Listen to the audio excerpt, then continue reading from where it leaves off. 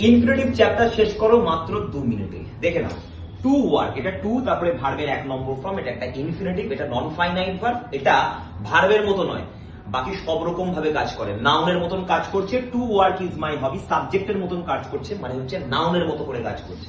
My hobby is to work, যেরকম my name is অপূর্ব, এটা complement, তাই না? মাই নেম ইজ অপূর্ব, সেরকমই এখানে টু ওয়ার্কটা কমপ্লিমেন্টের মতো করে কাজ করছে, নাউনের মতো করে কাজ করছে।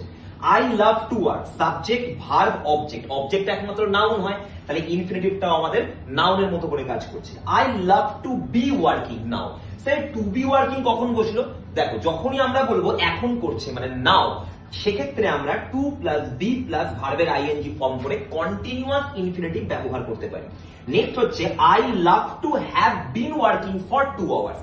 নাও এর জায়গায় যদি for 2 hours, for 2 days, for 2 months এরকম থাকে, তাহলে সেক্ষেত্রে আমাকে টু তারপরে হ্যাভ তারপরে বিন ভার্বের আইএনজি ফর্ম দিতে হবে। এটা পারফেক্ট কন্টিনিউয়াস এর মতো দেখতে, তাই পারফেক্ট কন্টিনিউয়াস ইনফিনিটিভ বলা হয় এটাকে।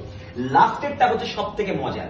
তুমি কোনো কাজ আগে করে ফেলেছো, করার পরে তারপর তোমার ভালো লেগেছে বা তারপরে তুমি জানাচ্ছ, তাহলে আই লাভড আমার ভালো লেগেছিল, টু হ্যাভ ওয়ার্কড বিফোর আগে আমার কাজ করে ভালো লেগেছে, তাই জন্য এটাকে বলা হয় পারফেক্ট ইনফিনিটিভ। টু তারপরে হ্যাভ তারপরে ভার্বের 3 নম্বর ফর্ম। গোটা সমস্ত ইনফিনিটিভের ফরমেশন তোমার শেখা হয়ে গেল। এরকমই কনসেপ্ট খুব তাড়াতাড়ি শিখতে আরো 24/7 বাংলা চ্যানেলটিকে এক্ষুনি সাবস্ক্রাইব করো। All the best for your exam.